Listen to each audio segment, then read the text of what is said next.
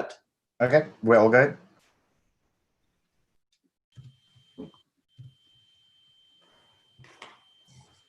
All good. You can start, Tom. Okay. Good morning, everyone. It's good to see everyone on the phone. I think we're at the end of a long journey this 2 weeks in terms of plenary sessions. And I could see people look a little weary for all the early wake ups and late nights and reading and responding and engagement, which has been terrific, I have to say. So thank you for that. But also a long journey because I think this is the end of a nearly 5.5-year journey to get the quality management standards out, and in terms of the evolution of quality control.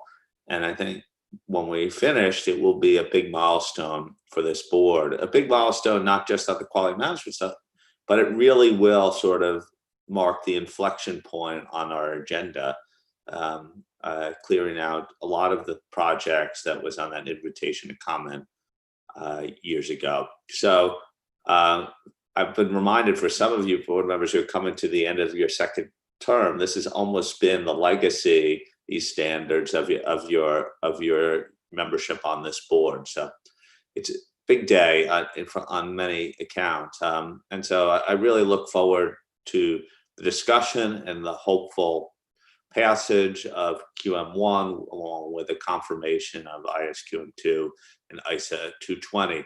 Today, we're going to focus on one, finish the procedures related to that, then confirm where we were on ISQM2 and 220, discuss further conforming amendments to other standards quickly, and then there's a number of people that would like to say something as a wrap up and conclusion to this process. So that's the plan today. I think we should be able to finish it in the hours appointed for today.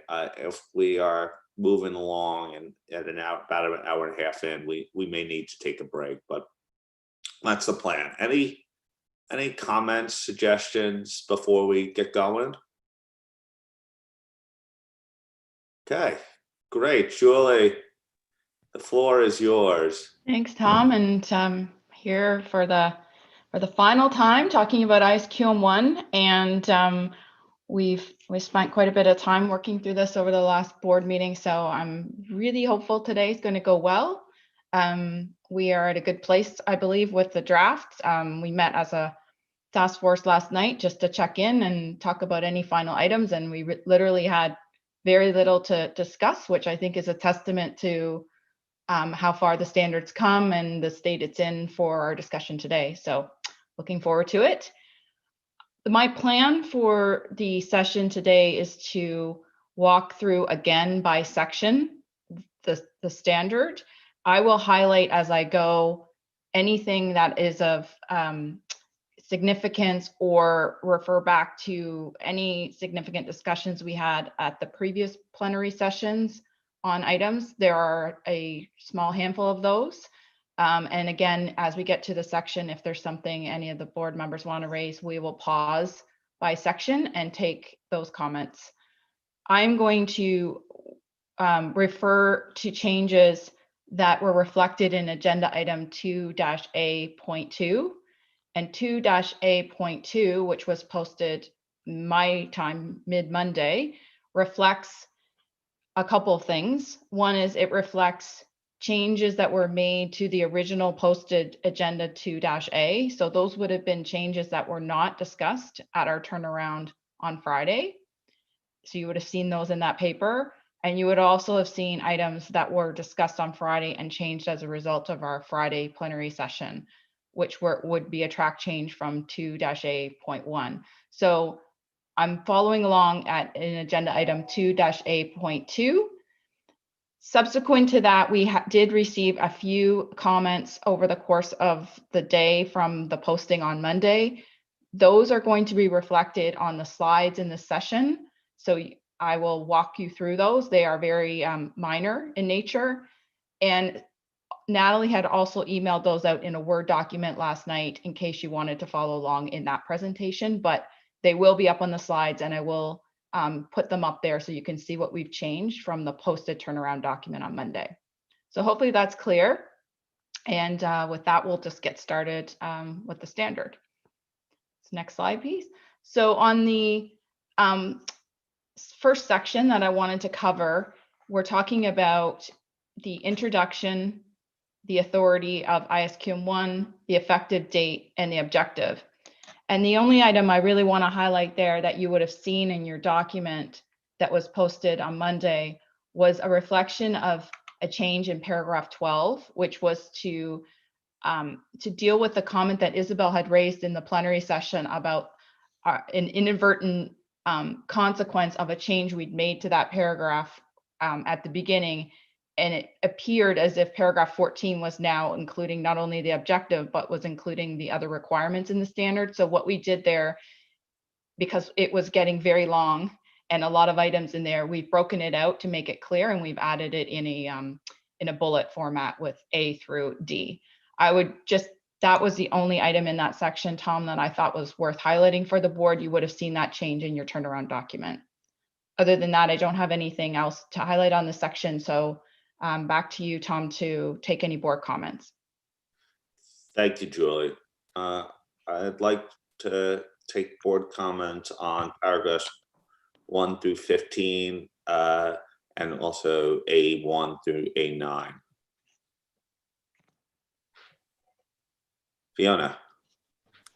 Thanks, and thanks, Julie, and the entire task force.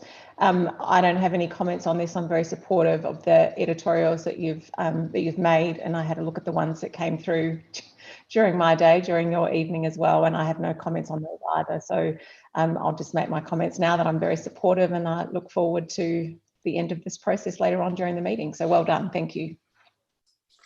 Thanks, Fiona. Isabel. Yes, hello everybody. You're coming in and out, Isabel. Sorry to do this again. I don't know if it's the mic or. I try again. I want to thank the task force and the changes that have been made in paragraph 12 properly deal with the comments I raised earlier. So thank you very much for that. Thank you, Isabel. Rich. Thanks, Tom. Very similar to Fiona, I just wanted to come in and say I really have no substantive comments at all on any of these agenda items. There might be obviously something if someone else raises something I might come in on, but I really have nothing to say and just look forward to getting to the wrapping of this up and the vote to move this on. Thanks. Thank you. Well done to the task force. I see no other comments on this section. Okay, and I think I've made my first mistake, but I think on the next slide, we were going to just highlight for you the change we'd made to paragraph 2A. Fiona referenced that in her comments that came through late. That was just to deal with the two addresses in that sentence and also to align it with paragraph 2B. So I'm assuming there's no controversy on that point. I do not see any hands up. Okay, so then we'll move to the next section, which is the definitions. So the definitions, we've made no changes to the definitions as a result of the board discussion. I think it's worth highlighting in this section, though, that on one of our consultations, and it was a consultation we had with Imran yesterday, there was a question that he's raised on whether or not in the definition of deficiency, at the end of that definition, as it relates to the quality objective being established, and so if a quality objective was not established, that would be a deficiency. He had requested that the task force consider adding additional words onto the end of that definition that would say, or partially established. We had a fairly long discussion in that consultation session and the task force again last night about that. And the task force's position on that is that we think that what we've got in the standard is clear, that there's a binary decision there between whether a quality objective is established or it's not established, and that there really isn't this middle ground of partially established. We think that the paragraphs, particularly paragraph 24 and some of the other paragraphs within the standard, make it very clear that the quality objectives have to be established as a result of complying with ISQM 1, and that by not establishing them in any part, that would be a deficiency. And so I wanted to reflect that conversation here so that Imran, you likely were going to raise it.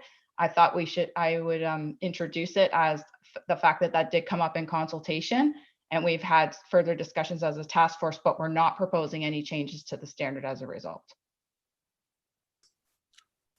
Thanks, Julie. I guess having listened to that conversation and discussion, I guess I would worry about giving the drop-in of the word partially in to give a sense that you could get partial credit for anything. These are absolute requirements at minimum. And so that would be my concern about using any sense of partial.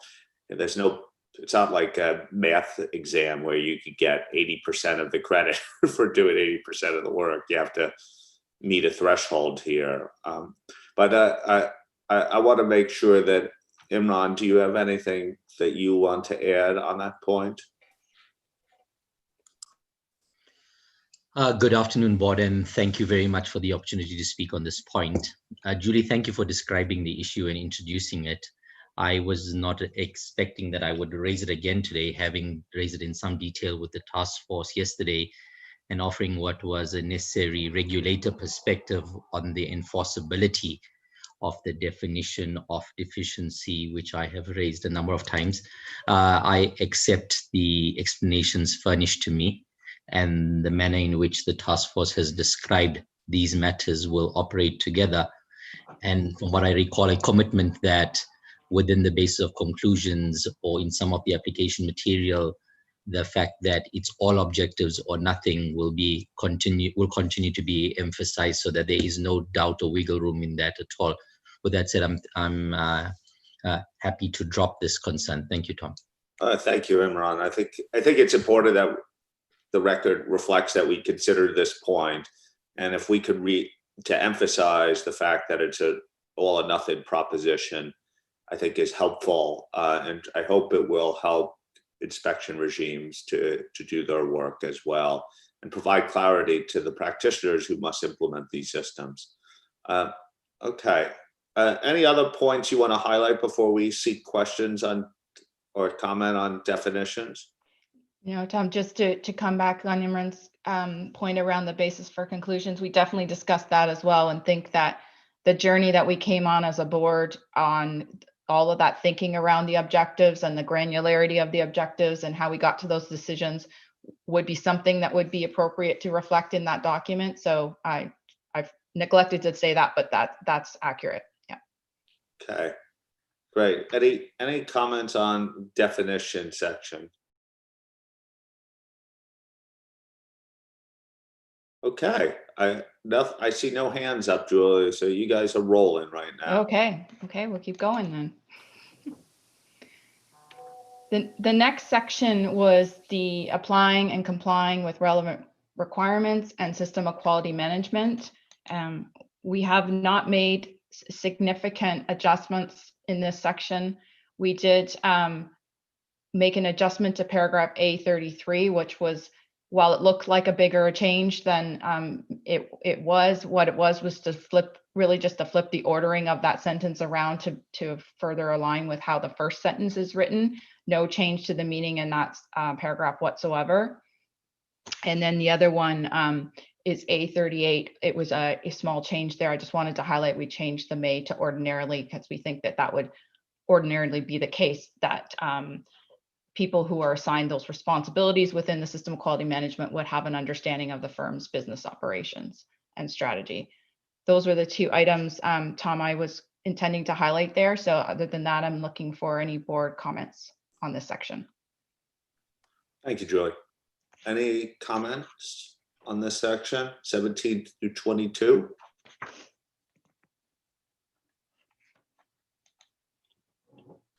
Wow, keep going, Julie. Okay, on to the next one then. My notes. The next one is the firm's risk assessment process. So the firm's risk assessment process, we all know we've talked about it many times. We've really made no substantial changes there. During the plenary on Friday, Willie had mentioned a possible change that we were considering in paragraph A48. We've made that change. It was to reflect a comment from Kayue on having the concept of the effect on a quality risk to be included in the bullets, and that's what we've done with the change in A48. So that was the item I wanted to highlight in that section. Other than that, I'm looking for comments in the firm's risk assessment process. Hi. You're on mute. Thanks, Tom. Thanks, Tom. Good afternoon from Germany. Julie and Willie and the task force, thanks very much for considering my point in the paragraph A48. I want to say thank you. Thanks. Thank you. Every time I see this section, I think of like a New England milkshake, a frap. Frappuccino. We'll have it in my next chairman's update. We'll do something on fraps and milkshakes. Okay. I don't see any other comments on this. Okay, in paragraph A42, which is on the next slide, which you also saw was a very minor change to the words there, so that we weren't implying that in all cases, a firm would have this law or regulation to appoint non-executive individuals. So that was an offline comment we'd received. Okay, next section then. Next section is governance and leadership, relevant ethical requirements. So not anything to highlight there of substance. If you can go to the next slide.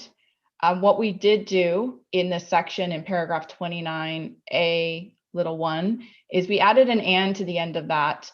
That and you will see in a couple of other places that were added as a late change yesterday, just to make sure as we scrubbed through the standard in a final look at it, that anywhere where we had quality objectives that had multiple subsections to them in the standard. So for instance, 29A, and then it goes on to B, C, and so on. There are a number of places where we do that within the quality objectives. We wanted to ensure we had an and there because we wanted to make it clear that all of the objectives were required in each section. And so it pops up a couple of other times where we've added the and that's the reasoning for adding the and there. But that was really the only change I wanted to highlight in this section. So Tom, it would be governance and leadership and relevant ethical requirements. Billy. Thank you, Tom. I just wanted to add to what Julie said. This was part of the discussion last night at the task force as well, because the comment that Imran had about the partial achievement of an objective also made us think about this, because the idea is that any objective that would be an A, B, C, D, if it has parts 1, 2, 3, 4, then all 4 those parts form part of the objective that has to be established. So we just did a scrub of the standard to see if all those ands are in the right places. Good catch. Imran, you stimulated a good catch off on the board. That's why we have multiple eyes looking at it. Okay, any comments on the governance, leadership, and relevant ethical requirements? Okay. This is super. Okay. Next section, next slide, sorry, and next section. The next section is acceptance and continuance of client relationships and specific engagements, as well as engagement performance. If we can move to the next slide, I just wanted to highlight a change that you would have seen come through post turnaround. That change was on paragraph A83. The task force made this change as a result of a comment we received offline that pointed out to us that A83 and A85, which really have the exact same lead-in or intended to have the same lead-in, In A83, we were missing the words or other professional standards. And so that's the reasoning behind that change in A83. Other than that, the changes are in the document, and I didn't have anything other of substance to highlight for you. So I'm looking for comments in this section as well. Maybe we could go back to the previous slide just so you see the paragraphs 30 to 31, A67 to A85. Back to you, Tom. Any, Isabel? Yes, I have a very minor comment, but I know I will be among the ones that will have to translate the standard. And sometimes we start some paragraphs by law, regulation, or over professional requirement standards, sorry. So we say law, regulation, or over professional standards. And sometimes, such as in A89, we say law, regulation, or professional standard, and there is not the word over. So I wanted to know if there was a good reason for that. And at the time we will translate the standard, if we can translate the same, or if there's an intent behind the word over. Isabel, you preempted my comment. I don't understand the use of others. Do we think of our standards as professional standards or as some other form? If not, then I'm not sure why we use the word other before it, unless we're referring to some other form of professional standards first. Right? Other means like you've talked about a set of professional standards, and so I'm being clarified that we view ours as professional standards. So then we should have other throughout.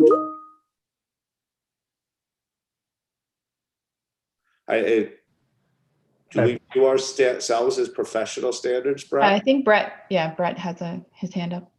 Yeah, thanks. I think we do see ourselves as professional standards, but having said that, I don't think we need the word other.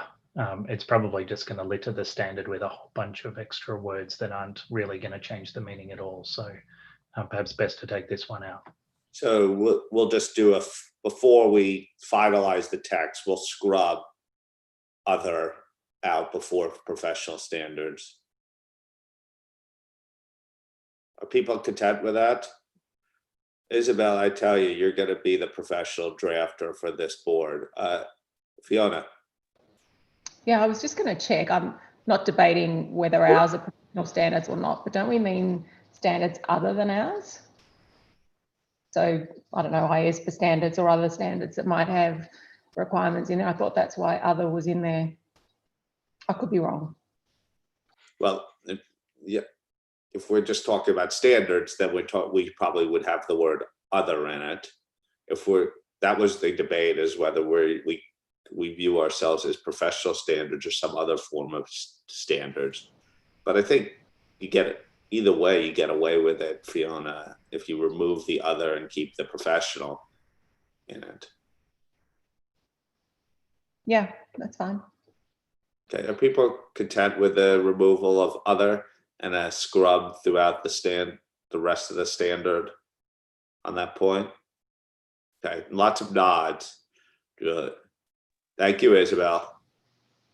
Okay. I think that was it on that section, Tom. We cover it. I'm okay to move on. Okay. Resources and information and communication. Resources. Again, if you can move to the next slide. As I previously discussed, and as Willie came in and explained further, this is the addition of the "and" on the end of a couple of these sections in paragraph 33. That was the only change we'd made from the turnaround, and there wasn't anything of significance through the turnaround or any of the offline comments that I had put on my list to discuss, but obviously if there's other comments in this section, happy to take them, Tom, in this resources and information and communication. Thank you. Any comments on resources and information and communication? These have been much debated paragraphs over time.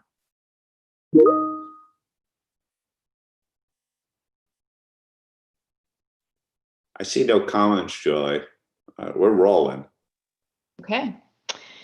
Next section then is specified responses. Sorry, I'm just making sure I didn't miss anything. Specified responses. We had no changes subsequent to the turnaround document. I would just highlight two paragraphs that the task force amended from our plenary discussion on Friday. The first one was A127. A127 was the discussion we had around, in addition, we made with respect to this communication and the fact that there could be a situation where an oral communication might be sufficient or in addition to a written communication. I know we had a fairly lengthy discussion on that. The task force went back and reflected on whether or not we actually needed that there. We decided we didn't, because in the paragraphs that follow along right after A127, we refer to some, we have some references to 260. We also have references to that this communication be orally or in writing. So we felt that it wasn't required to have that additional sentence at the end of A127, and it's been removed. The second item in that section is A131. As discussed at the plenary session, I think Imran had requested a change to that application material paragraph. What we've done there is we've reordered the bullets so that web page doesn't come first and transparency report comes first. And Willie provided us with some suggestions on how to revise a couple of the bullets at the end of A131. And so that's the change that we've made to that paragraph. Other than that, Tom, I didn't have anything to highlight in specified responses. So I'm looking for any comments on that section. Okay, great. Any comments on specified responses?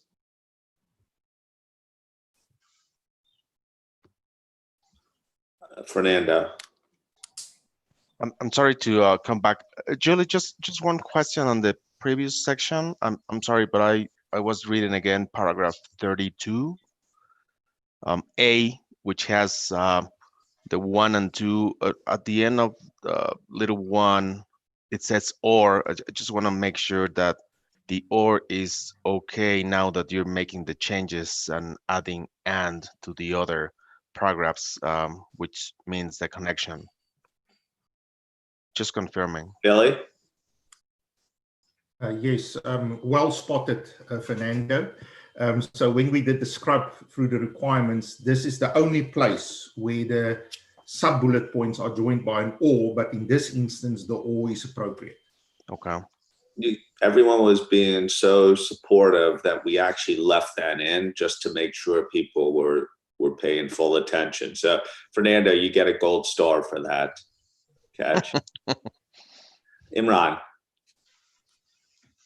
I'm coming in, Chairman, to acknowledge the work that the task force has done on paragraph A131. I really appreciate the effort made in reordering the examples there. I appreciate that this will give a better and more appropriate message to the marketplace about the forms of communication.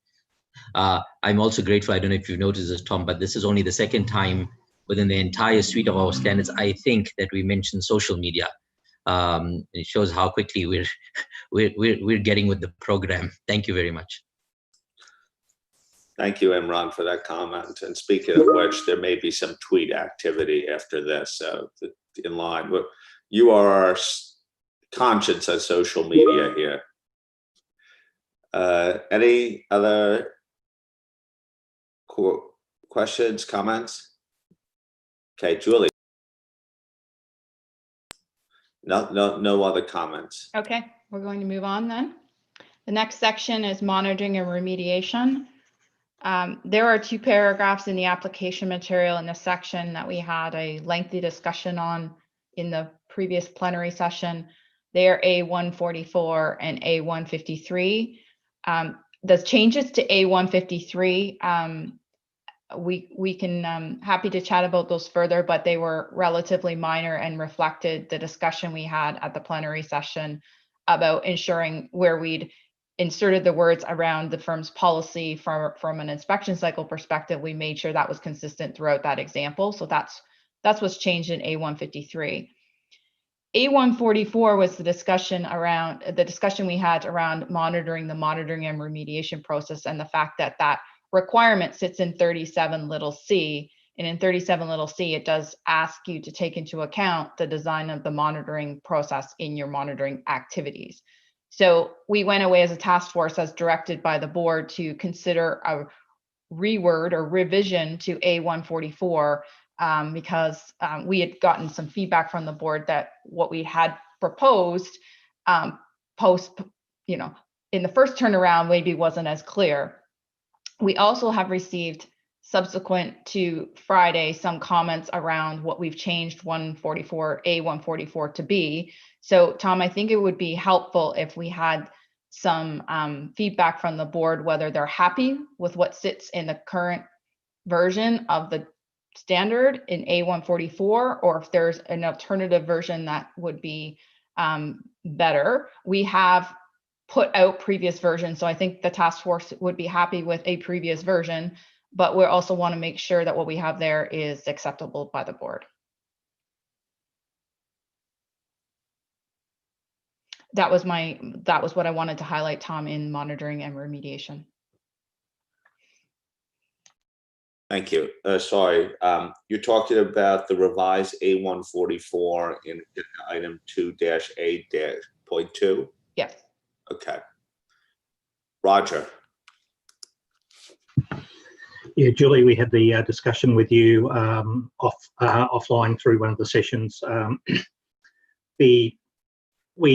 We thought the words could be improved, but we don't see it as a fatal flaw, and we can live with the words that are currently there if the rest of the board can. So happy with it.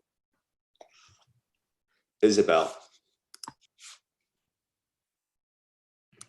Yes, it's not a fatal flaw, but I find the first sentence quite long and complex. I believe we have 4 times the word monitoring and 4 times the word remediation in a single sentence. So that's make a lot. So if we could have a simple way to split the sentence in 2 sentences, it would be easier to read, but it's not a fatal flaw. Thank you. Thank you. Bob? Yeah, thanks, Tom and Julie. Great work. I'm supportive of what we've got in this draft now. I think it addresses the concern we originally had. So I'm good with as it's written now. Thanks. Okay, Bob was faint, but for those who didn't hear it, he says he's supportive of how it's written now. Josephine. Thank you. Apologies, I got kicked off again, always at 12:30, I don't know why. Thanks to the task force for just generally addressing a lot of the comments that I raised. I just wanted to make that point now.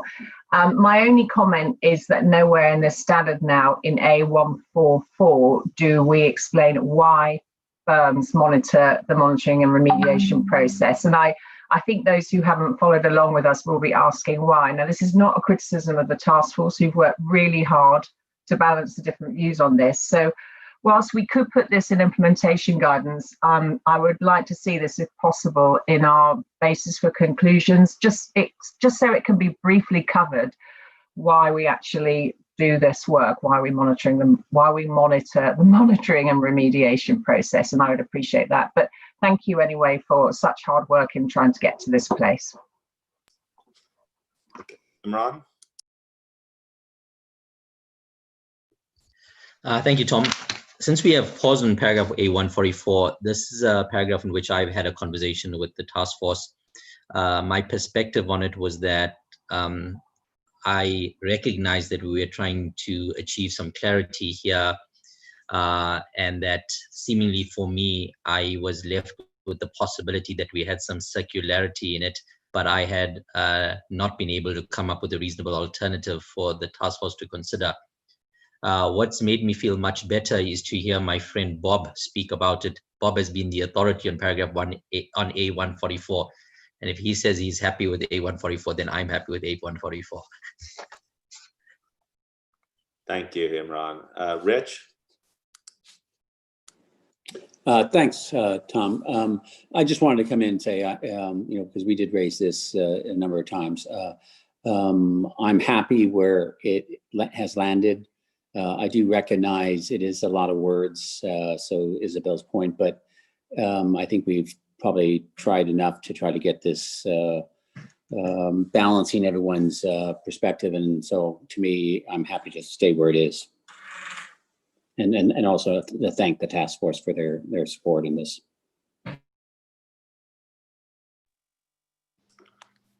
Okay, I'm fearful of suggesting an edit right now. So even though I could do it, I'm going to resist. So I think we're okay with where the task force has landed, even though there seems to be a glut of words in one sentence. Is that a fair interpretation? It is to me, Tom, and I think Josephine's point is well taken, that in the basis for conclusion, particularly where we have some of these new concepts, it can be explained potentially in different words there as opposed to how we write the standard. So I think that's a good suggestion that it ends up in there as a point. The truth, when I read it, this is why I was tempted. The final part of the sentence is the why, to determine, like, this is why you do it, is to determine whether monitoring is achieving the intended purpose as described in paragraph 35. But I think you could expand upon that in other material. Okay, Julie. Great. Any other comments? I preempted that discussion, really focusing on that paragraph, but if there are other points, Tom, in monitoring or remediation in that section. Any other comments? See no hand. Okay, we'll skip over the next two slides because those were really just task force preparation in case we went down a different path. So we'll go into the next one. Network requirements or network services is the next section. We haven't made changes to this section in any substantial regard for quite a while. So I'm really just opening it up for final thoughts on this section.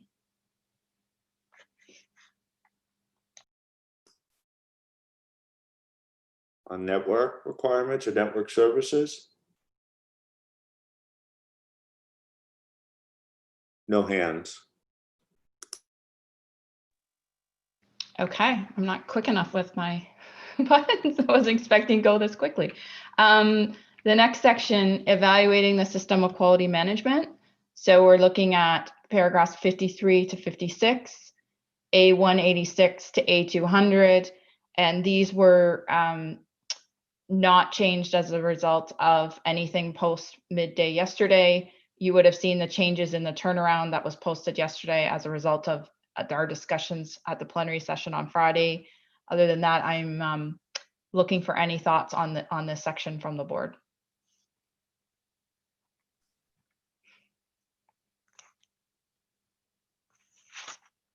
Yeah, I think you have support for the changes. Okay. And then lastly is documentation. So same question in this section. Any comments on documentation?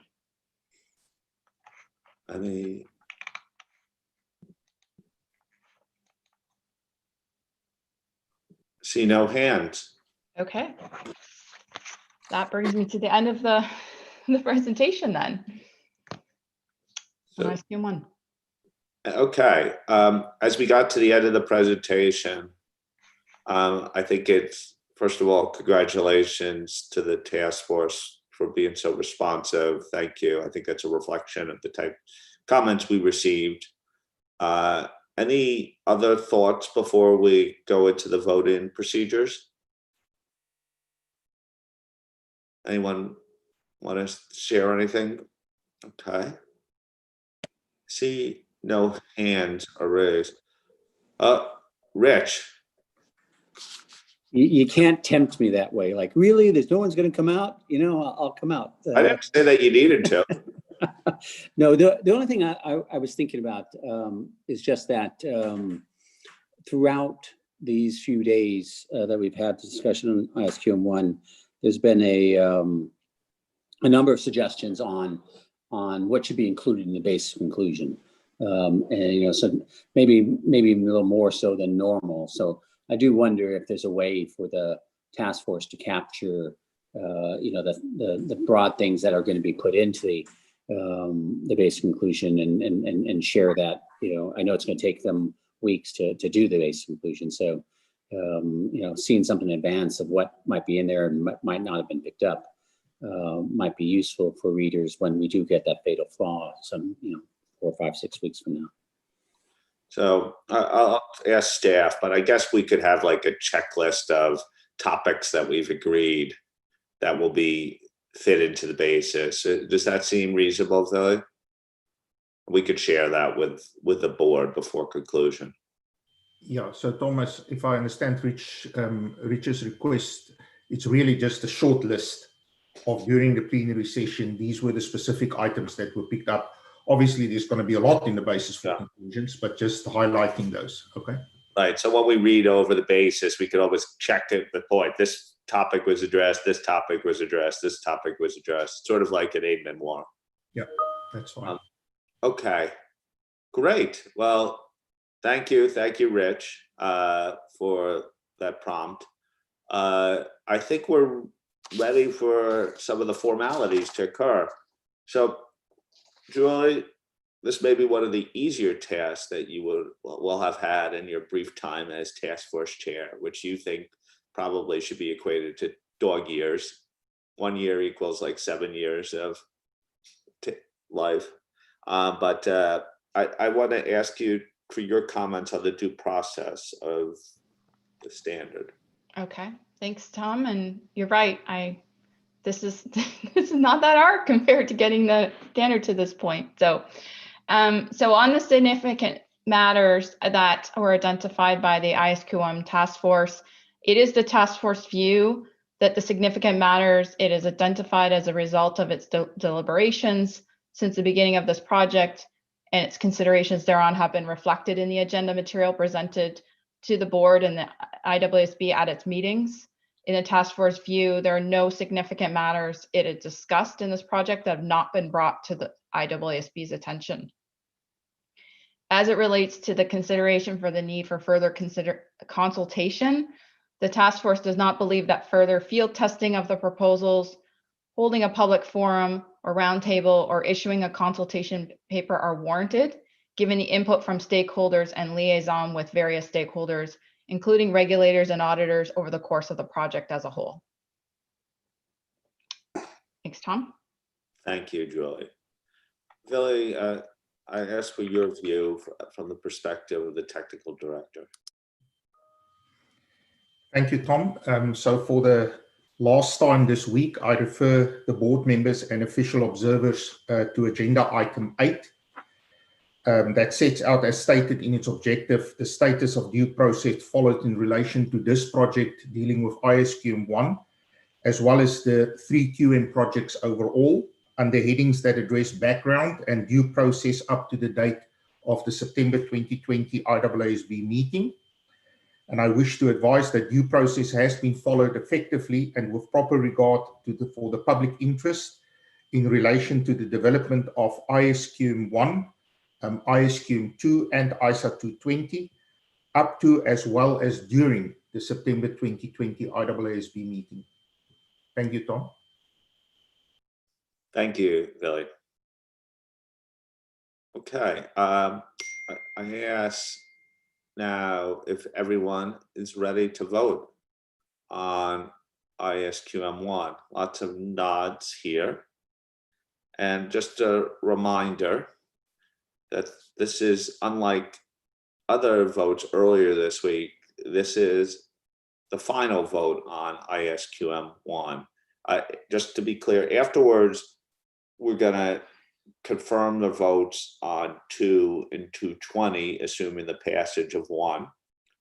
if we pass, there's one thing, I think we caught maybe one conforming amendment that we have to make on one of those standards, but nothing of real significance. So are we ready? We're going to do abstentions, dissents, then approval. So could we ask by show of hands, digital or physical, who would like to abstain for voting from ISQM 1, its approval? Kai Uwe, well, marked as an abstention. Okay. Kai, you can put your hand down, thank you. Who would like to vote against the passage of ISQM 1?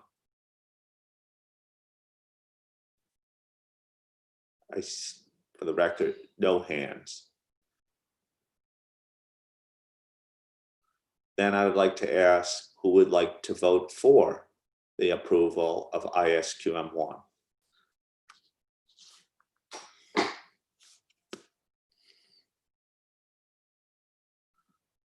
Let the record be sure that all 17 remaining board members are voting for the approval of ISQM 1. Now, hands down.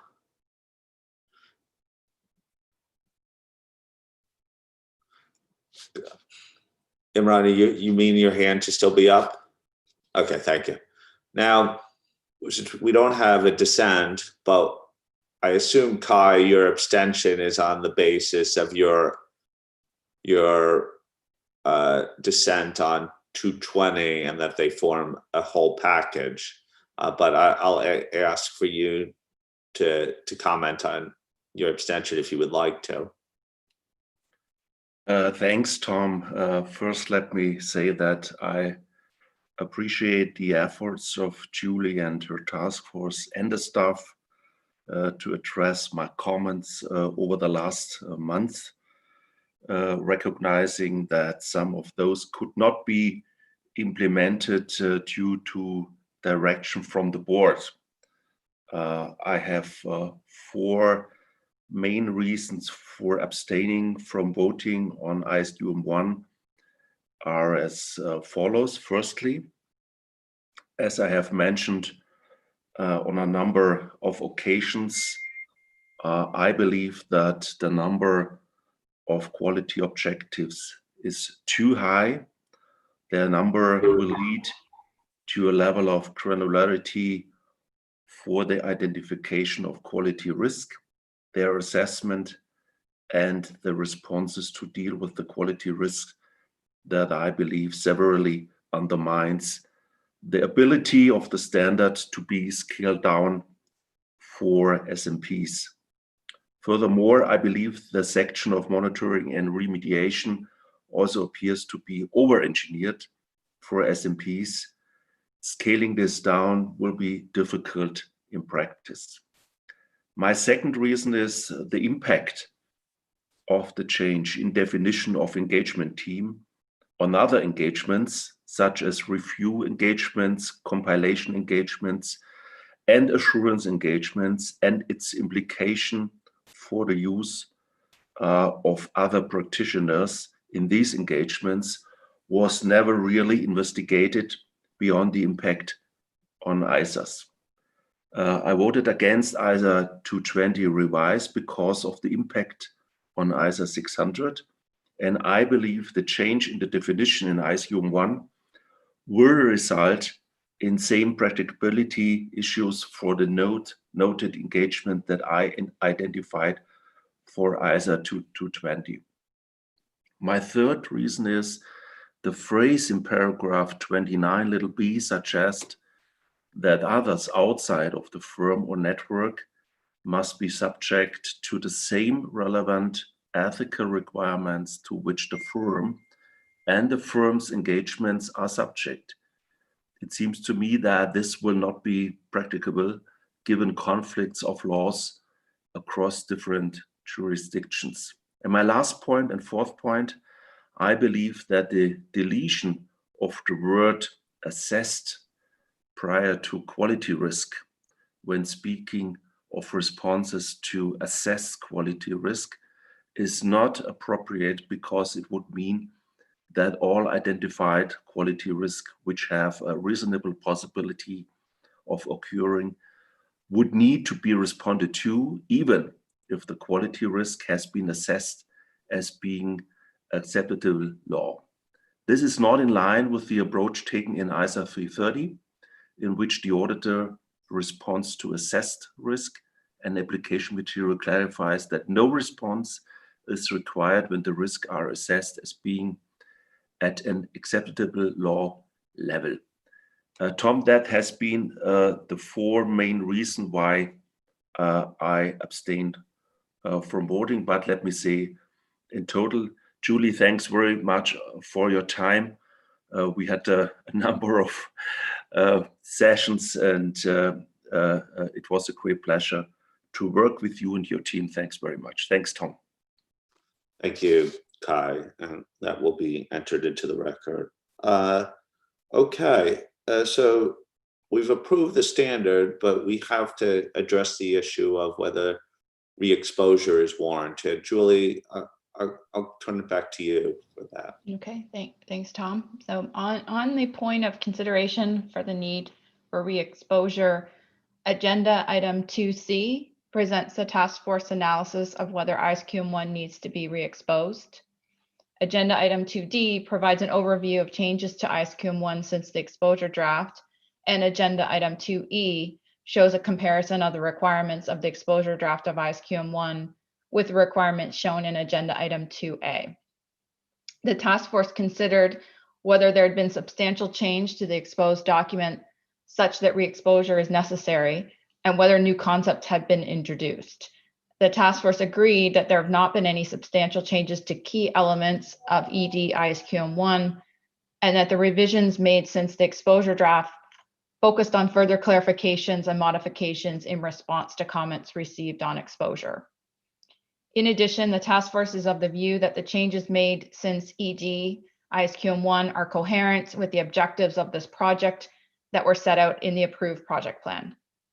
And lastly, the ISQM1 task force believes that re-exposing proposed ISQM1 will not result in new information or concerns that have not been aired already through the comment letters on ED ISQM1 or the subsequent outreach and consultation activities.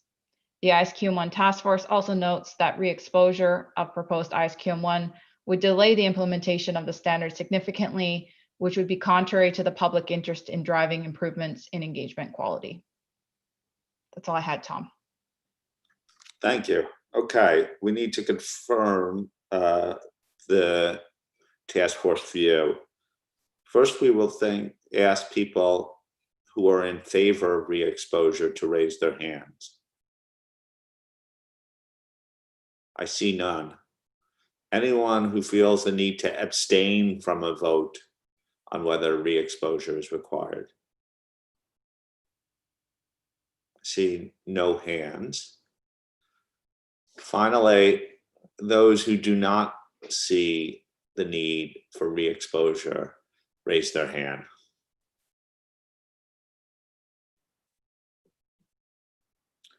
Okay, this is all 18 board members concur with the task force position that re-exposure is not warranted. Right, lower your hands, please. With this, I can only say one thing. Congratulations to the task force. ISQM1 is complete. You see, round of applause. If we were on closed caption, it would say round of applause on the bottom of your screen. Congratulations, Julie and task force and staff involved. Rumor has it that maybe Karen French is out there listening to us right now. And Karen, you deserve part of that applause as well as the former task force chair. And I hope Pinkie Pie is with you at this moment celebrating its passage as well. So Julie, I turn it back to you for some comments. Okay, thanks, Tom. And I'd just like to make a few comments and thank a few groups of individuals who played a significant role in the approval and getting us to today. You mentioned at the outset that this is a significant milestone, and that this project has been on the board's agenda for some time. I think I was told that this project has been discussed at 24 board meetings and 13 CAG meetings. So it hasn't been for lack of discussion to get us to this point. That's a fairly significant amount of times that the board's talked about ISQM 1. We also had a really large number of previous contributors. Brett may be talking about this a little bit later, but and in the risk of not missing anybody, I think by my count, we had 14 other previous task force members before the current task force, and probably 3 other previous staff members that have worked on this project. So a large number of people that have contributed. I think my perspective is always many minds are better than one mind. So I think it's been great that we've had that much contribution. And I think for a standard of this significance, that's excellent. And it really does take into account everybody's contributions. As you would know, coordination on this project has been extensive and required, and it's been a great coordination, not only with the other QM task forces, but also with ISA 600 task force and IAASB. So I'd like to thank all of those that were involved in those coordination efforts. In particular, my fellow task force chairs, Lynn, Len, Imran, and the respective staff on making sure that all held together. It felt a little bit at times, I'm sure, for staff and others that it was a bit of a circular maze we were in, because we changed one thing and then it changed other things, but it's been well organized and well coordinated. And I so really want to express my thanks for making sure that happened and that we got to this point today. As well, we had significant insight and perspective by our CAG members along the way. That's been very helpful to me. This was the first time that I had experienced a CAG meeting. So at both times, I felt that they provided great insight and perspective to the task force and the board on how to move forward in the approval of ISQM 1, and also the perspective provided by the POB, respectfully challenging, the board and the task force to ensure that we continually had the public interest in mind and that we were addressing their concerns along the way. So I've really appreciated that input as a task force chair. For the board members, past and present, because this has gone on for some time, so some board members that would have been there at the beginning are probably no longer board members today, but they also had a hand in bringing the standard to this point. And collectively, considering all of your considerations, deliberations, and comments, I think we've improved the standard along the way. It was always my view that all comments should be considered and thought through, because it was in the spirit of improving the standard. So I really do appreciate all of the board members in providing those thoughts and comments and challenging the task force to potentially maybe begrudgingly rethink things that we'd already thought, but provided at least an appropriate challenge for us to make sure we got to the right answer and that we were really considering the clarity of the standard and how it would be interpreted out there in practice. My amazing task force.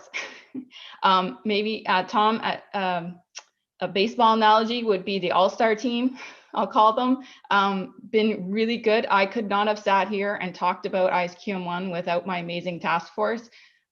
You mentioned Karen French. I took this over from Karen really when she left the board at the end of 2019. I did have the benefit of a couple of task force meetings prior to that to try to get up to speed. It was really like drinking from a fire hose, trying to understand what we were talking about, all of these acronyms and all of this words, and all of this had gone on before me. I really was just trying to catch up. And so Karen handed it over to me. And the fact that we've had to virtually work on this project almost entirely for the time I've been the task force chair, I think was challenging, but it also made us work probably harder, smarter, more effectively using technology. It's been a real challenge to work virtually, but we've worked really well together. And I think as a group, we're really, really looking forward to some in-person celebration going forward when we can all be back together. I do feel badly that Changwei and Sachiko often had to do their task force meetings at midnight to try to accommodate the rest of us, but I do appreciate that. Time zones were a bit of a challenge. Denise and Changwei, you were on the task force when I came on. Really appreciated all of your wisdom, history, institutional knowledge. Like I said, I didn't have all the background as to where we had come from, all the things we considered. Denise, you kept me honest and said, we've already talked about that. Let's talk about another option. I think it's been really helpful. I personally don't think I could have gotten to this point if I didn't have that institutional knowledge and background and all the wealth of information that you've brought to the task force. Not to say that Megan, our PCAOB observer, Sachiko and Stu didn't provide that, but they were, later coming to the task force. And also I think that was a really good perspective that they brought as new members to, sort of challenge us and say, have you thought about this? Have you thought about that? And I would say they came up to speed really quickly on the project and really, we came together as a relatively new task force in some ways quickly and got moving on ISQM 1. And then last but definitely not least, staff, would like to offer my congratulations to Natalie and Yvonne on ISQM 1. This is your baby. This is your project. You put a lot of blood, sweat, and tears into this.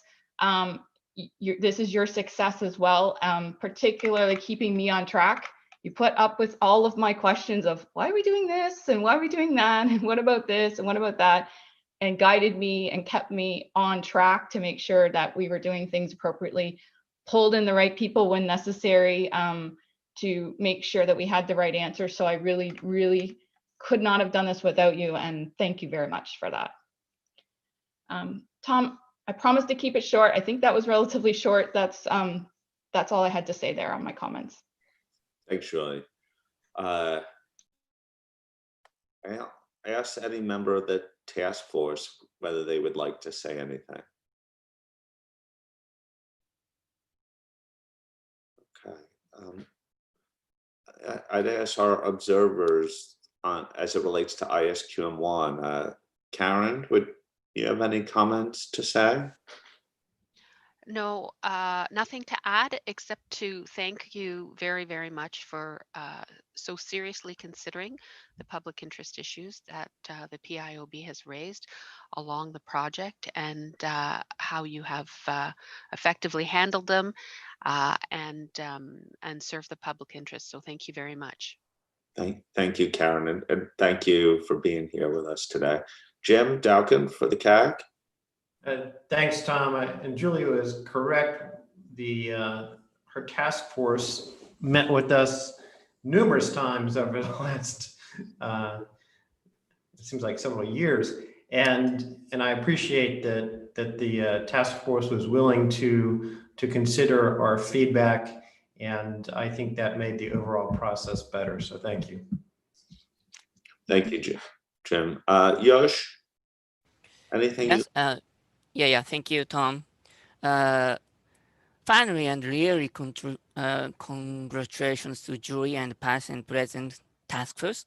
And just I want to say that we will immediately begin the discussion for how to introduce these useful standards into Japan in Japanese. Thank you very much. Thank you, Yosh, and thank you for those remarks, because the real work begins right now. I really find this as an opportunity to recommit, not that they're not committed, but recommit towards quality in the profession. So I think these standards will provide a good, really strong pathway to doing that. Which reminds me, that's a good segue, is that there are clearly a package of standards, and we took indicative votes on Monday on ISQM 2 and 220. We said we would come back to those if there were changes, and that was as a result of ISQM 1. Our staff has been busily following the discussions today to make sure we spot any required changes as a result of our deliberations. And I now turn it over to Brett to describe whether there are any required changes as a result of our discussion this morning. Thanks, Tom. As you mentioned, the staff have been keeping track of the changes as they've gone through QM1 today and in the version posted overnight. We've only identified one, so for QM2, there are no proposed changes. For 220, there are no proposed changes. For the conforming amendments, and I'll just read out the reference slowly in case anyone wants to look it up themselves. In ISA 230, paragraph A23, there's a reference to other professional standards. So we'll just be deleting the word other consistent with the decision made on QM1. That's the only change. Okay. So on that basis, the way I'd like to handle this is to whether anyone believes that we need to revote on ISQM 2 and ISA 220 in together as a result of that change in ISQM 1. Raise your hand if you believe we need to revote. I see no hands raised. Just for the record, could raise your hands if you think the votes as we took on Monday shall stand on ISA 220 and ISQM 2.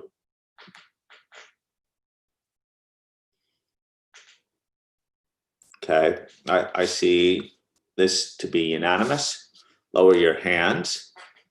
Okay, they are passed as a package. They are truly a suite of standards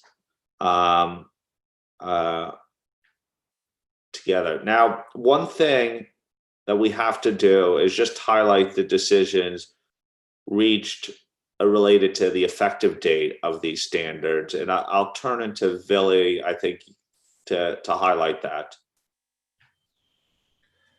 Yes, thank you, Tom. And this is just to close off the due process around the effective date. Board members will remember that at the June meeting, we did actually have a separate agenda item that discussed, amongst other things, the effective date of the standard. And at that point, the board indicated that they were satisfied with an effective date of December 15, 2022.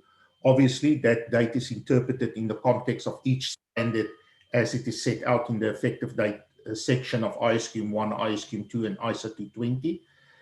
So just for the record, Tom, I just wanted to reconfirm then that the effective date for the suite of quality management standards will be December 15, 2022. Okay.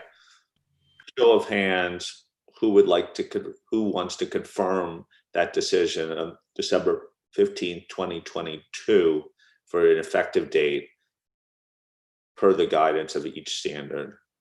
Raise your hands.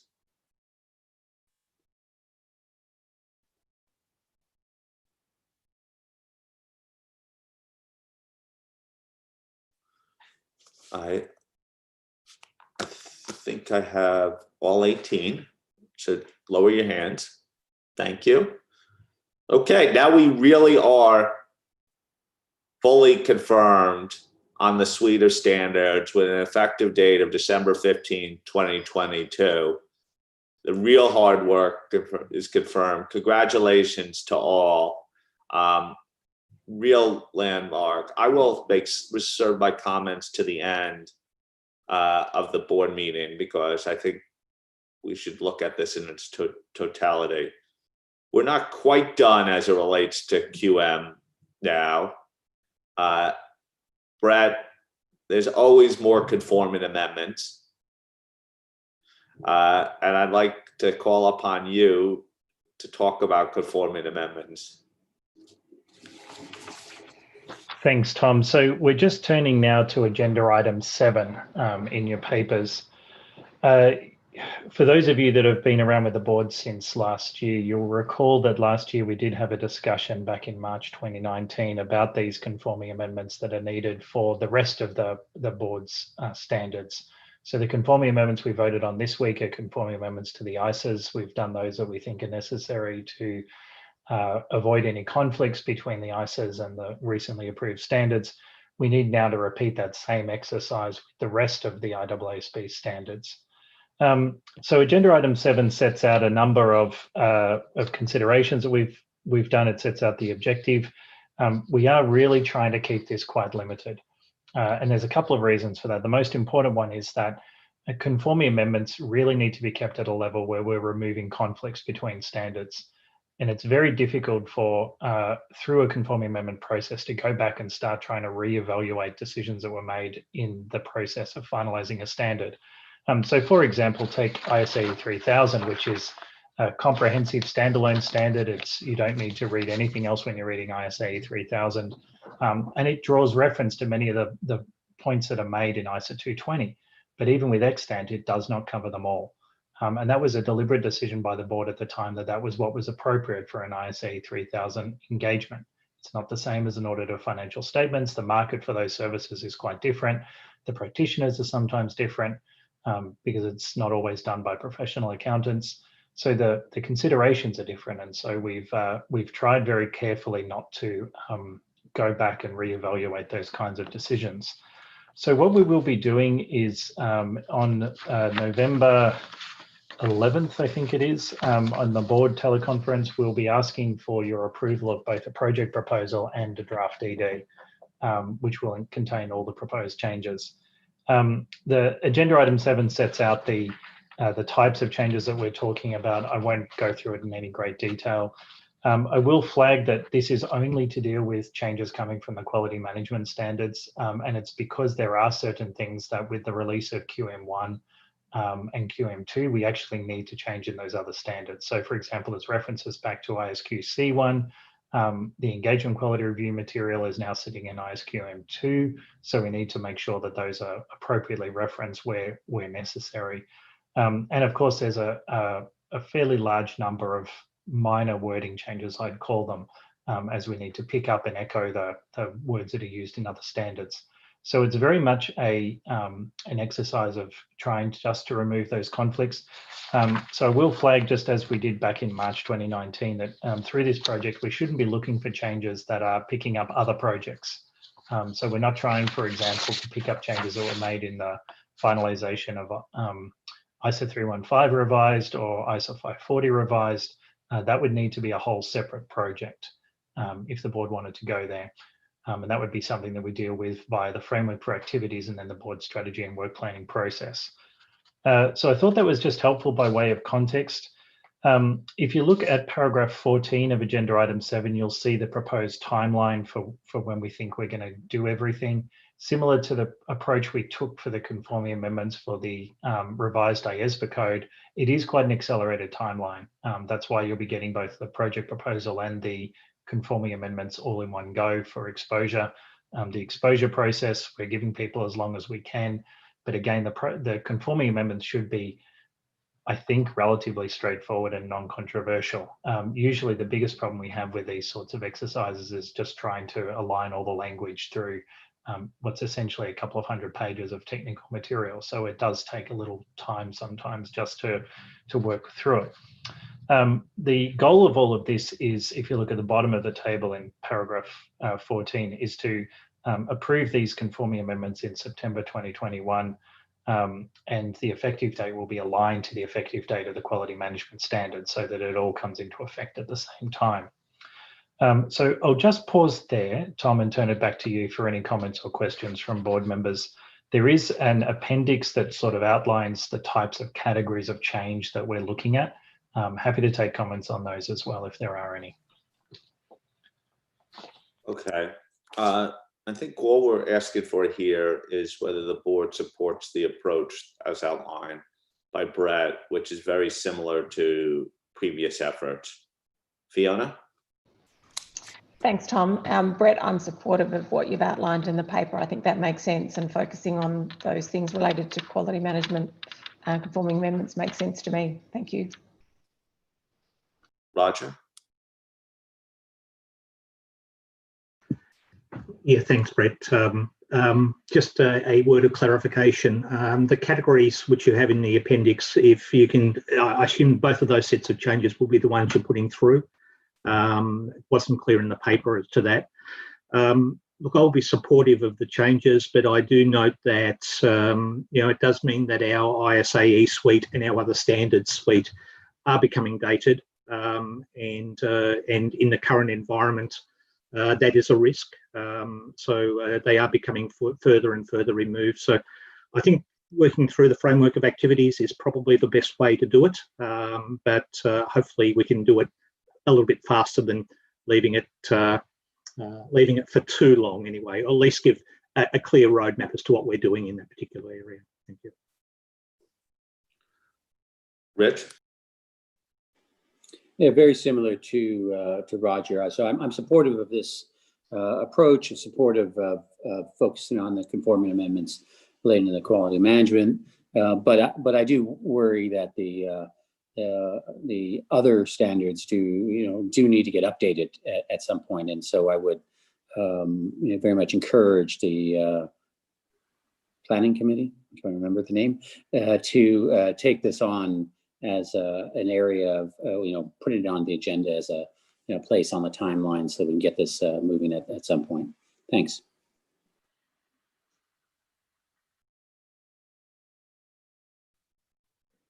Subject to the advice we just received from Roger and Rich, do I have broad support for Brett's approach?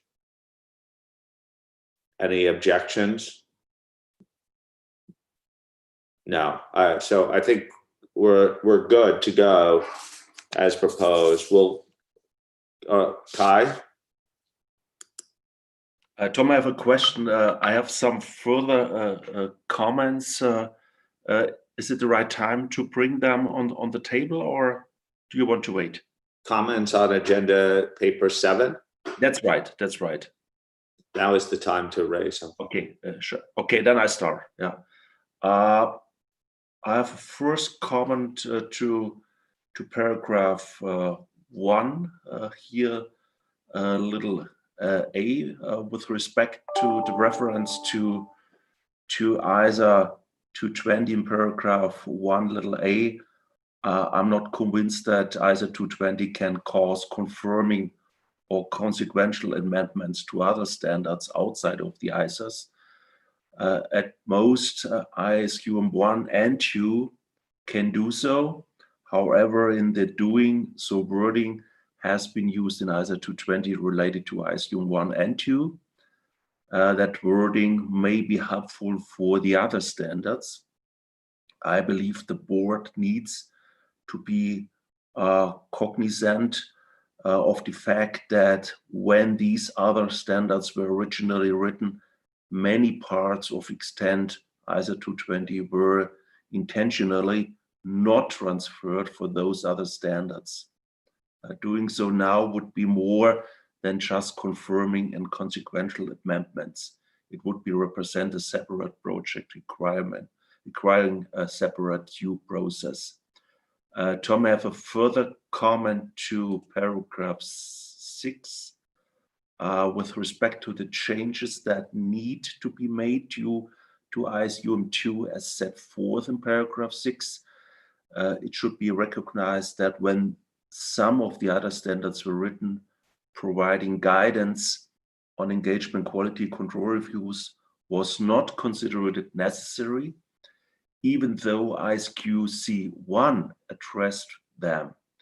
It would be inappropriate to then seek to address EQRs in those standards by means of conforming and consequential amendments. Rather, if the board wishes to do so, it would need a separate project with a separate due process. Then I have a further comment to paragraph 9 and 6. 9 and 10. I'm concerned about proposing changes to other standards as part of a project for conforming and consequential amendments based on the changes in ISA 220 that are not directly based on changes to ISQM 1 and 2, even if the wording was in whole or in part taken from extent ISA 220, because it will be difficult to draw the line on which changes to ISA 220 ought to be adopted in the other standards. It also bears with the danger that quality management at engagement level is expanded in disproportion to the rest of each of the other standards. And my last comment refers to paragraph 12. I do not believe that non-compliance with laws and regulation should be on the bullet list. NOCLA included conforming changes to the other standards already. Furthermore, I'm deeply concerned with the view that the other standards need to be aligned with the projects set forth in the second bullet.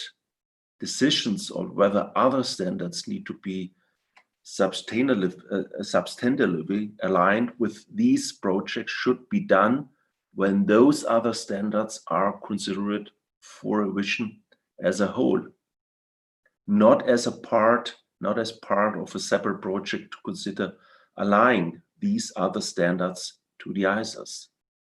The due process for many of these other standards was very different for each of these standards, as well as being very different from that of the ISAs, because the stakeholder groups are very different. Dealing with these changes in one project or setting up a project to deal only with certain changes without considering the standards as a whole would not adequately take into account the different due process that might be required for the different standards and the interplay between requirements within the standards, which could cause the standards to overemphasize certain issues compared to other, just because a project had done in relation to the ISAs previously. That has been my comments. Thanks, Tom. I'll give back to you. Thank you. Brett, any reaction?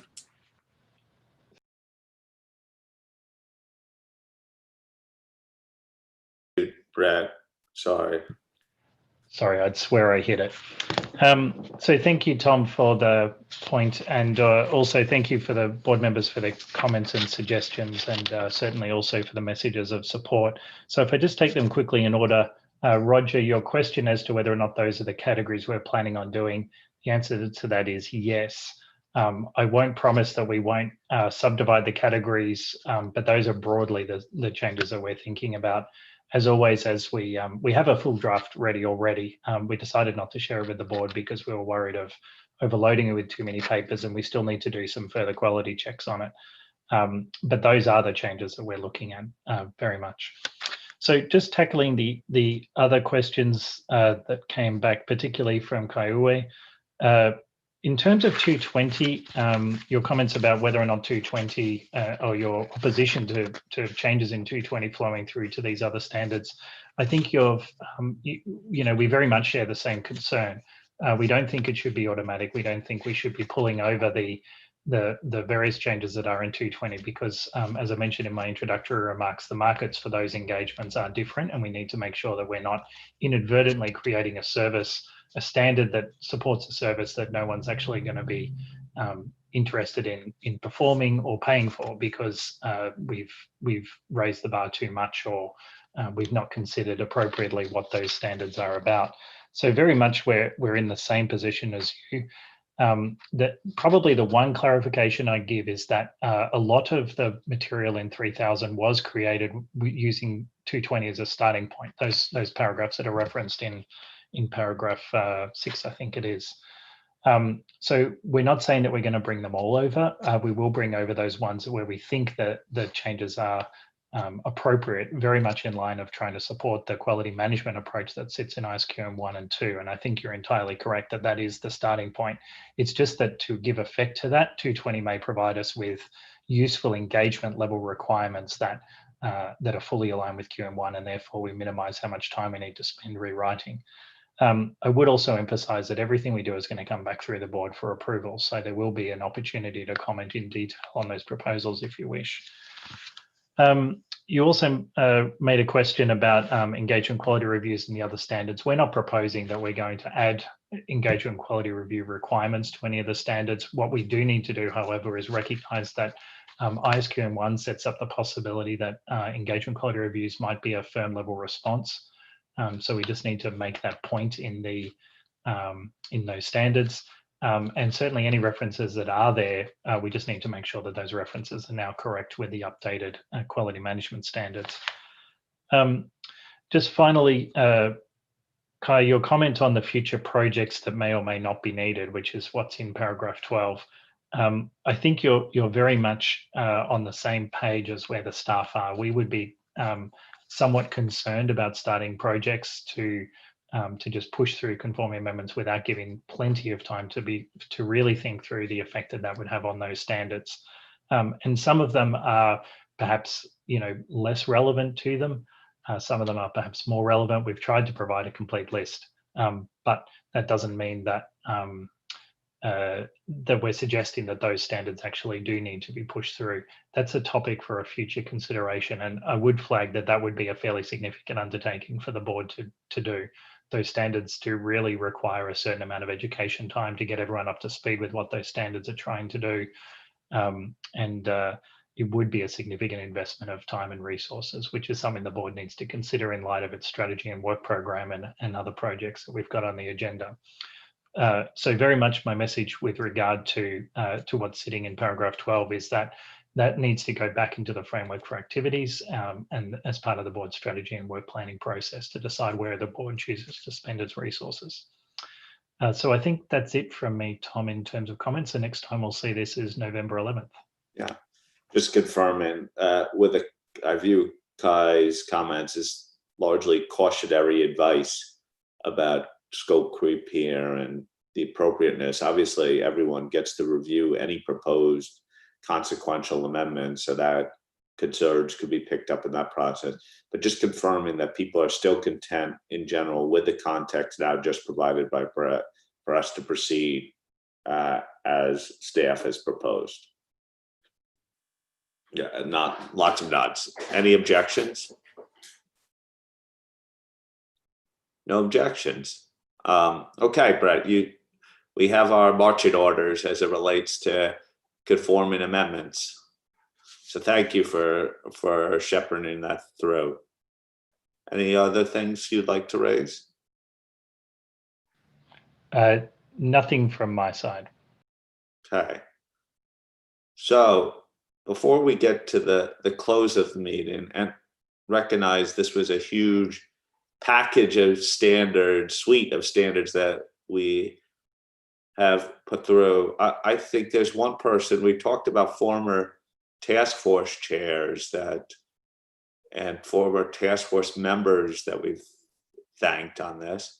But I think I would like to thank Arnold Schilder, my predecessor, for his leading the charge. In fact, we have just, if you think about what we've accomplished in a short period of time, this really is as much his legacy as anything else with the QM standards, 315, and other things that we've put in place. They were begun well before I began my chair. So Arnold, I know you follow us quite a bit still. If you're out there, thank you for your leadership in getting this work underway. I think it's really important to recognize your legacy on these standards. So thank you. Now, we all know that the board members are just a very small part of the equation for getting any work done. But I would like to turn, I think, to Imran here to help do a little bit of recognition for us. And I'd like to indulge me for a second and ask all the staff members to turn on their cameras and our board members to turn theirs off for a moment.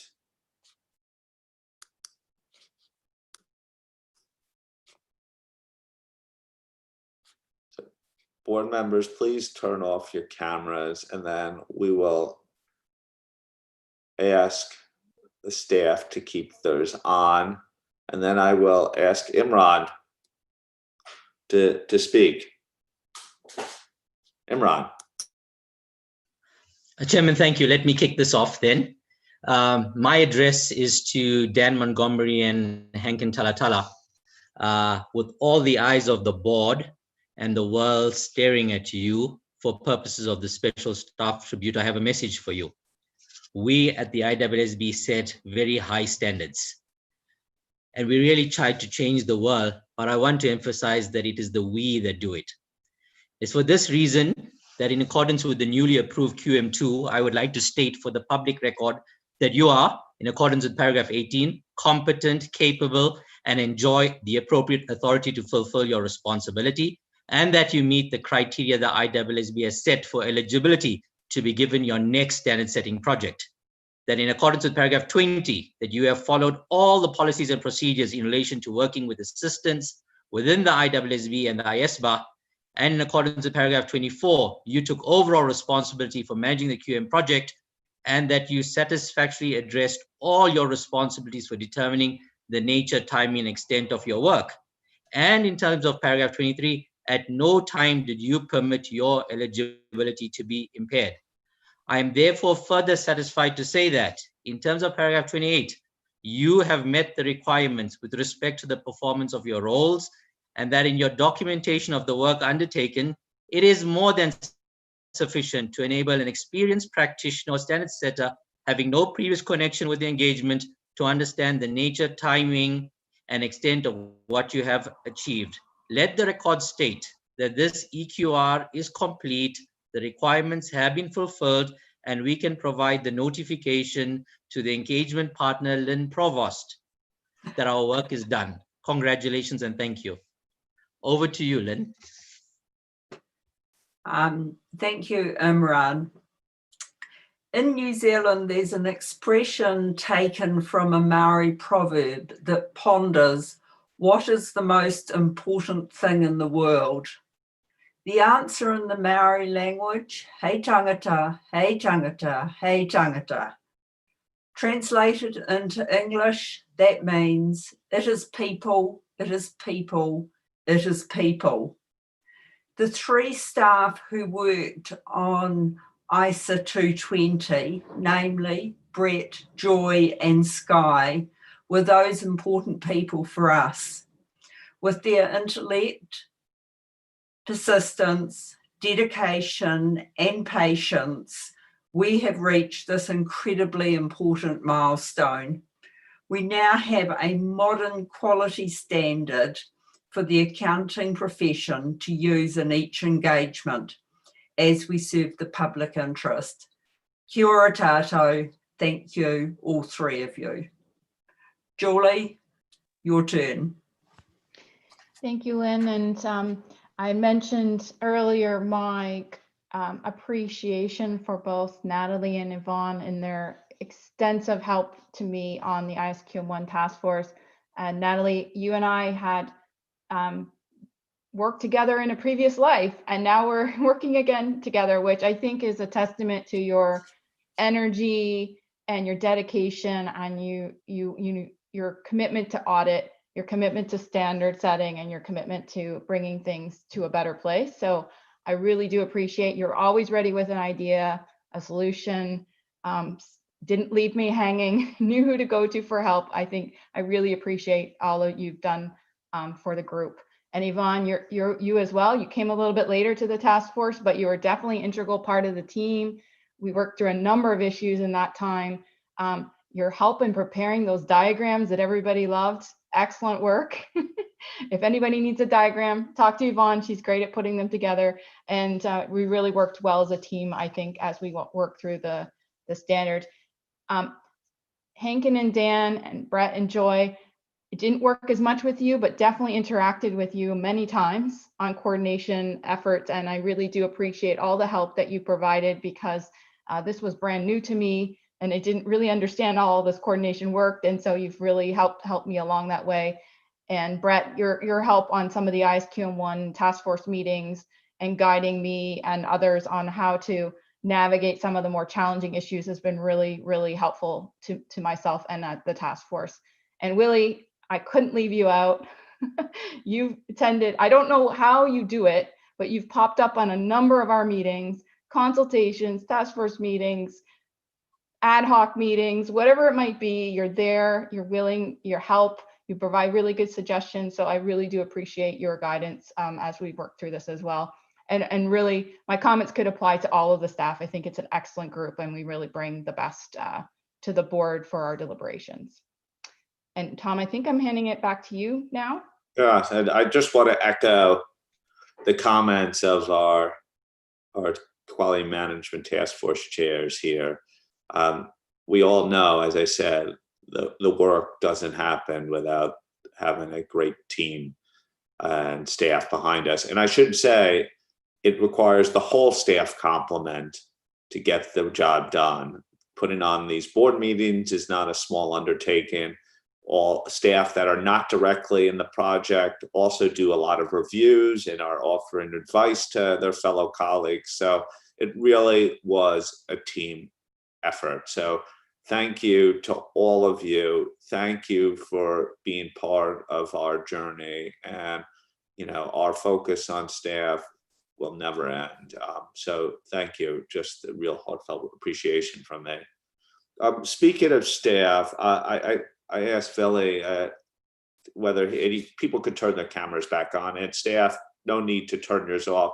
The other thing I would like to say is, before we turn to Philly, on the staff side, I think it's sometimes underappreciated in this world is how much support we get from the TAs in this process too, without which the board members and teams would not be fully up to speed. So I would like to give a note of heartfelt thanks to the TAs who've been involved in the process as well. So thank you to all the TAs that have supported your board members and the task forces throughout the QM cycle. So thank you. Billy, I turn it over to you on the staff front. Thank you, Tom. I thought it would be appropriate at the end of the approvals of the three QM projects to maybe just share some additional thoughts about the three projects over the years.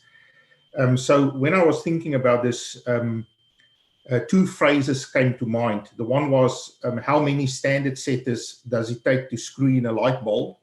And I must say the answer to which I don't know, but that was something that I was thinking about. And the other one was, it takes a village. And it really did. I mean, on these three projects, it really did take a village to develop these standards.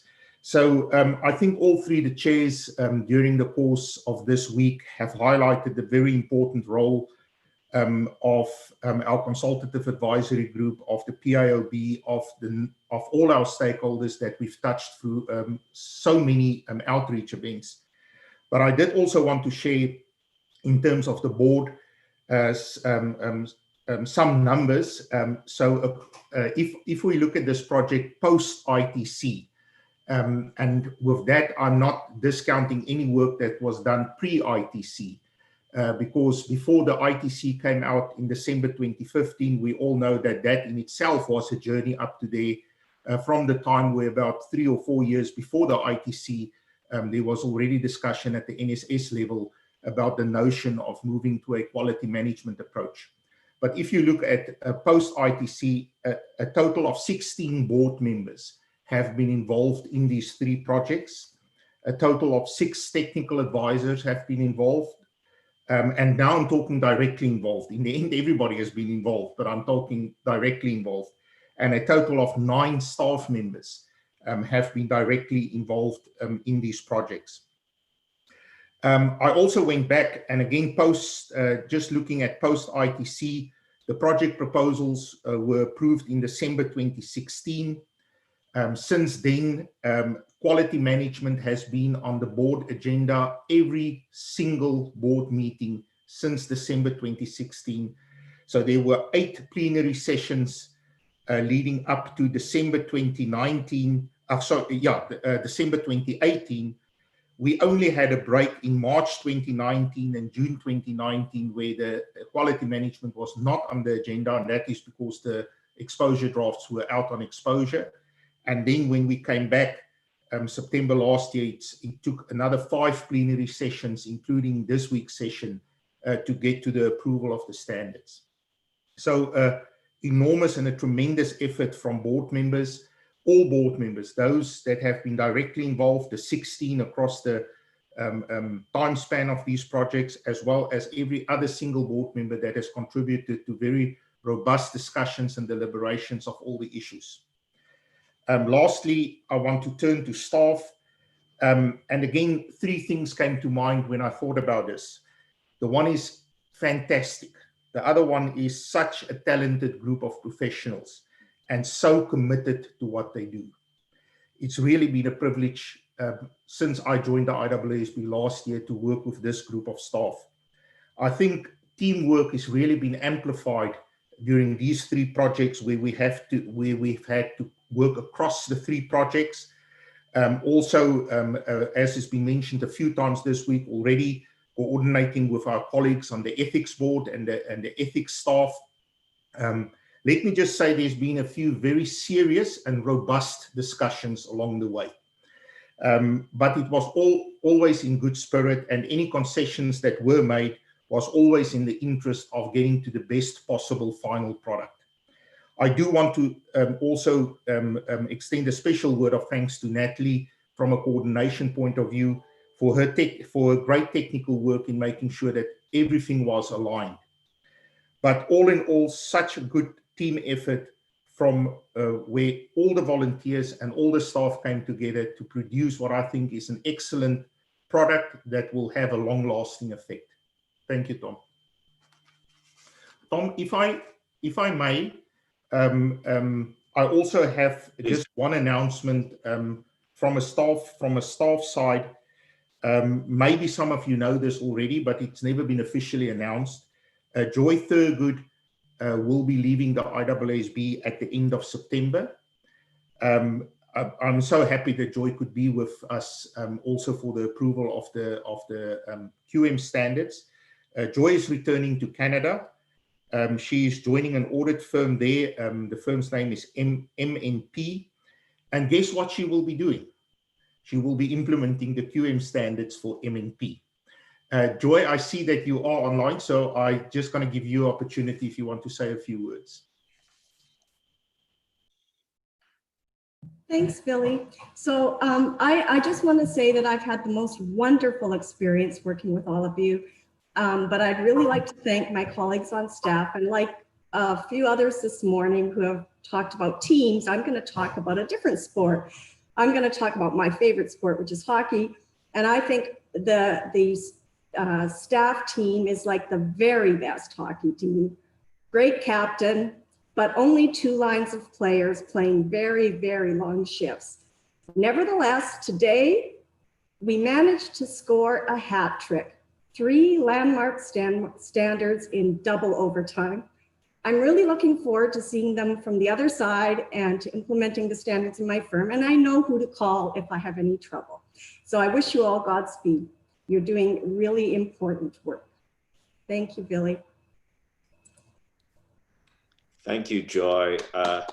And thank you for your huge contributions to the board. And we all wish you the best of luck in your future endeavors. So, and certainly we have a vested interest in the effective execution of our recently passed QM standards that will now go to the PIOB for hopeful approval. Okay, thank you all for that. I thought it was really important to recognize the true brains behind this operation here. So thank you. Any other thoughts before we start to bring this to a close? No. Okay. So I'll ask Karen Stylers, who I know has to depart shortly for another meeting, whether she has any observations on our meeting of the last week. Thanks very much, Tom.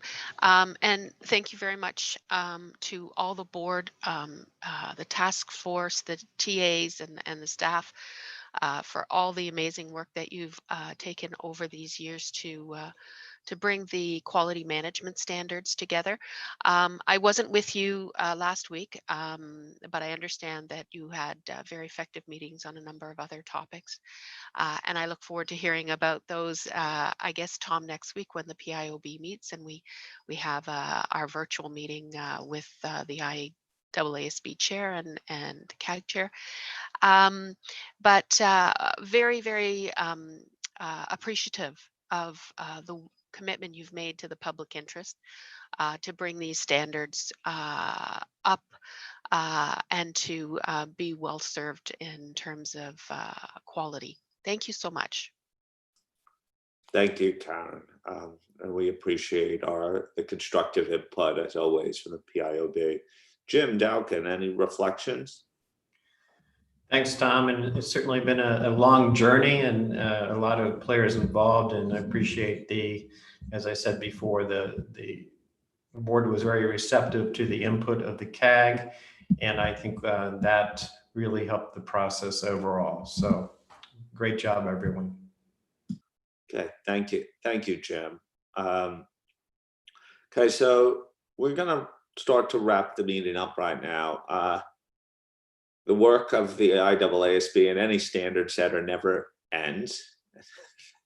Just because we turn the page on one project doesn't mean we stop our work on others, and there is still quite a bit of activity occurring, particularly as we gather pace on fraud and going concern. A couple of roundtables that are upcoming. The work on CUSP and LCE is proceeding. We're continuing to monitor our COVID response. So lots of work is continuing. Other place where we're doing some work too is as a result of the monitoring group recommendations on governance. We have begun the transition phase of that of execution on the recommendations. I will be sharing some more information on that with the board. Obviously, there'll be some things that we're very closely engaged with on the monitoring group and other stakeholders in terms of faithfully executing their plan. Next IAASB meetings, if you don't have them on your calendar, and for observers, the next video conferences have been scheduled for November 10th and 11th. The first of which will be a second discussion of the proposals put forward by the IAASB task force addressing definitions of listed entities and PIs, and the second one being the approval of the project proposal and ED of the conforming amendments to other standards resulted from the QM standards. That's the topic we just discussed. We may also add a session for an update from the IAASB, whom we continue to coordinate closely with, and an executive section, but we will contact you all if that will occur. The next plenary, we're already thinking of the next plenary as if this plenary wasn't enough. December 7th to 11th, sadly, it won't be in Madrid as we had previously scheduled. It will be virtual, and we'll communicate the agenda in due course. Believe it or not, we've already worked on the agenda. So we'll share that shortly. The next thing I would like to let you know is that we've circulated some dates, or we will have for next year. The next CAG meeting will occur on March 9th to 10th. It's up in the air of whether we could do that in person or virtually. I just want to reiterate our commitment to doing in-person meetings as soon as it is practical from a health and safety and logistical perspective. So if you're wondering, if you want to mark your calendars out, when will those December papers be ready? Because I can't wait to read more board papers. The likely posting date deadline will be November 20th, 2020. So I just want to reiterate how important reaching conclusion on these 3 standards was, from my perspective, for the board complete addressing its strategy and commitment to the public interest. I really do believe that these standards will be transformational and help to recommit the profession, which to put in forward quality engagement. And I really think that is the case. And over the last 18 months, we have acted on our promise to complete standards in a reasonably quick period of time and do it in a high quality manner. By doing this, we've given the profession an even firmer foundation to work on while we could turn to some of the more cutting edge, leading emerging challenges that we identified in our strategy review. So I thank you all for allowing us to execute on this vision. There's a lot of hard work ahead. I think we continue to push forward despite the circumstances, but I think you should all, hopefully we'll have a moment to reflect, to be proud of what you've accomplished in a short period of time, and that we then, as always, have to recommit ourselves to the public interest and could pursue the work program that we've now put ahead. But our work program today, after this session, looks fundamentally different than it was 18 months ago. And I think that's a testament that we are fulfilling our public interest commitments, and we're hopefully putting the audit profession in a better place to fulfill their public interest requirements. So thank you all. With that, I close it. Real special heartfelt thanks to our task force chairs. Julie, special thanks for you because we put you on the spot. You probably were the shortest serving board member to be thrust into this task force role. Imran, thank you for being a constant conscience of the public interest in your role. And Lynn, again, so appreciative of your leadership on the ISA 220 task force too, in addition to all the other work that you do for us as well at inconvenient hours, to say the least. So with that, thank you all. I'll speak to you shortly, and have a good rest of the day or evening. Bye. Thank you. Bye.